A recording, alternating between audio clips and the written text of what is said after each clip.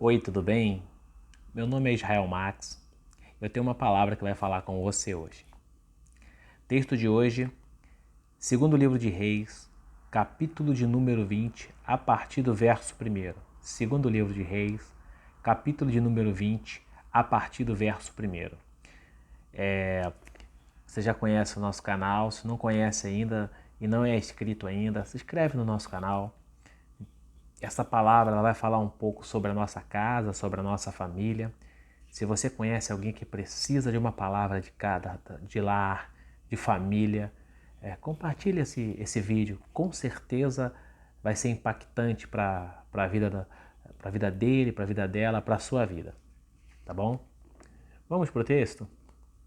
O texto diz assim, segundo livro de Reis, capítulo de número 20, a partir do verso 1º. Naquele tempo, Ezequias adoeceu. O profeta Isaías, filho de Amós, fez uma visita a ele e disse: Assim diz o Senhor: põe a sua casa em ordem, pois você vai morrer e não vai se recuperar. Um texto super conhecido, um texto de conhecimento de muita gente. Quem não participou de algum estudo ou ouviu algum louvor que falava sobre essa letra, sobre esta passagem, com certeza já deve ter ouvido uma pregação, fala do rei Ezequias, que adoeceu gravemente, e aí Deus manda Isaías fazer uma visita a ele. E a mensagem que o rei Ezequias recebe é uma mensagem dura, uma mensagem realista. E a mensagem é, olha, essa enfermidade é grave, é para a morte. E agora o rei Ezequias, ali adoecido, ele tinha consciência que iria morrer. E o recado não era apenas de um médico, era o profeta de Deus que fez uma visita específica para lhe informar que a doença era para a morte. Mas junto com a informação de que ele morreria, Deus trouxe uma informação importante. E o profeta Isaías, durante a visita, olha para o rei e diz assim: põe a sua casa em ordem. Além da informação de que ele morrer, havia uma necessidade de colocar a sua casa em ordem. Olha só que interessante. Dentro dessa colocação, eu já ouvi muitas abordagens um pouco equivocadas. Porque muitas vezes quando se lê esse texto, as pessoas tendem a dizer que a vida dele poderia estar errada. Mas Deus é bem específico através das palavras usadas pelo profeta Isaías, e ele não fala assim, conserta o seu altar, ele não fala conserta a sua vida, ele não diz assim, para de fazer X, para de fazer Y, mas quebranta o seu coração, se humilha, reconhece os seus pecados, não tem nada disso. É específico, Deus aponta para a casa dele e fala assim, põe a sua casa em ordem e não a sua vida em ordem. Isso é muito importante a gente notar, ok? Muito importante. A gente encontra dezenas, centenas de casos semelhantes a esses que nós estamos abordando aqui hoje. Pessoas que realmente dedicam a sua vida ao Evangelho. Pessoas que realmente dedicam-se à fé em Cristo Jesus, à fé em Deus.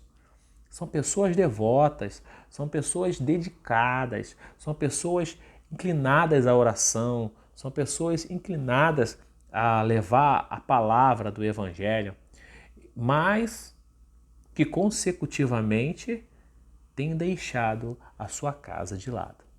Exatamente, têm deixado a sua família de lado. É isso. E aí eu aproveito para fazer 3 perguntas nesse nosso bate-papo. A primeira pergunta, como está o seu casamento? Como está o seu casamento? O que você tem feito, como você tem trabalhado, seu relacionamento, quais têm sido as suas ações para que esteja em ordem, para que esteja bem o seu relacionamento, para que esteja bem, para que esteja caminhando bem, para que conserte, para que se ajeite, para que melhore. Isso é importante a gente perguntar. O que você tem feito para pôr o seu casamento em ordem? Deus deu uma grande chance para o rei Ezequias. E este texto serve para nós refletirmos não só na vida de Ezequias, mas principalmente hoje nas nossas vidas, na sua vida. Como está o seu casamento? Você tem cuidado como deveria? Tem cuidado do teu esposo? Tem cuidado da tua esposa? Tem dado a atenção que ele merece, que ele precisa? Tem dado a atenção que ela merece, que ela precisa? É importante você entender isso, que o seu esposo precisa da sua atenção, precisa da sua ajuda, que a sua esposa precisa da sua atenção e precisa da sua ajuda. A segunda pergunta que eu preciso te fazer para te fazer refletir sobre essa pergunta, essa falta que tinha no reinado de Ezequias é: como estão os teus filhos? Como estão os teus filhos? É preciso fazer essa pergunta porque vivemos uma época de terceirização da educação. Nós queremos que a igreja eduque os nossos filhos. Nós queremos que os avós eduquem os nossos filhos. Queremos que os tios eduquem os nossos filhos. Nós queremos desfilar com os nossos filhos, mas ter o trabalho de educar, de acompanhar, de ensinar, nós temos visto muitas falhas com isso. Eu costumo dizer que quando nós somos solteiros, nós somos a prioridade, humanamente falando. Quando moramos sozinhos, o que compramos é para nós. Se tem que comprar uma calça, eu vou lá e compro uma calça. Com aquele dinheirinho junto, vou lá e compro. Mas depois que a gente casa, a prioridade vira o outro, o companheiro ou a companheira. Agora eu preciso pensar nela, ou nele, se no caso for a mulher. E depois que a gente tem um filho, nós ficamos em terceiro lugar. Agora eu não sou mais o primeiro e nem sou mais o segundo. Primeiro agora são os filhos. Então, como está o seu relacionamento, o seu tratamento com seus filhos? Você tem dado atenção aos seus filhos? Você tem acompanhado a educação dos seus filhos? Você tem corrigido os seus filhos como se deve? Isso é importante você observar. Como está o seu casamento? Como está a educação dos seus filhos? E como está a evangelização da tua casa?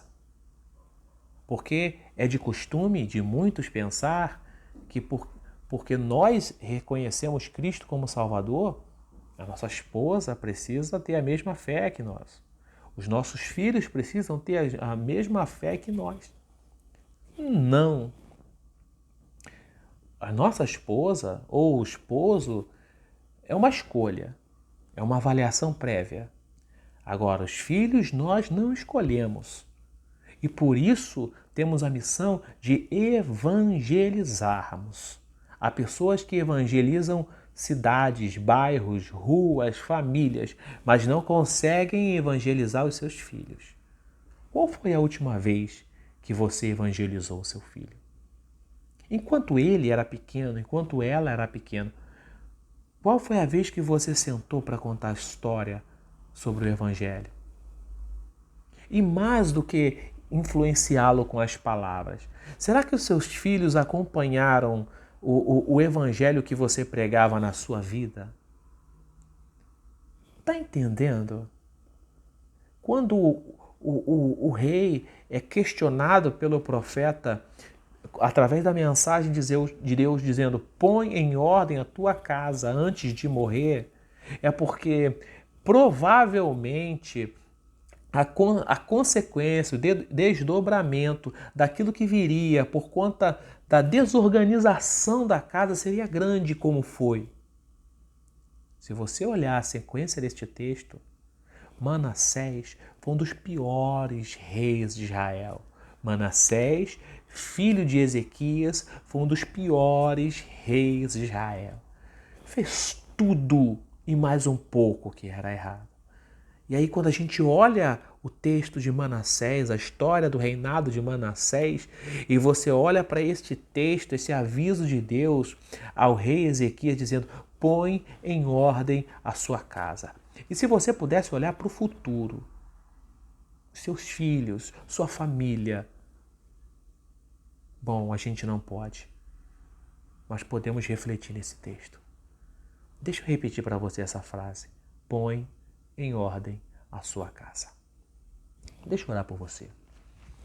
Senhor Deus Todo-Poderoso, capacita, Pai querido, esse nosso ouvinte, para que possa, Senhor, ter a sabedoria vinda dos céus para gerenciar, organizar, pôr em ordem o seu lar, a sua família, baseada com os princípios da palavra de Deus. Ajuda-os, em nome de Jesus. Essa é a oração que te fazemos. Amém. Obrigado. Deus te abençoe. Compartilhe esse vídeo. Se você ainda não se inscreveu, se inscreve. Comente. Vai ser bem legal a gente poder estar te respondendo. Um abraço. Fica na paz.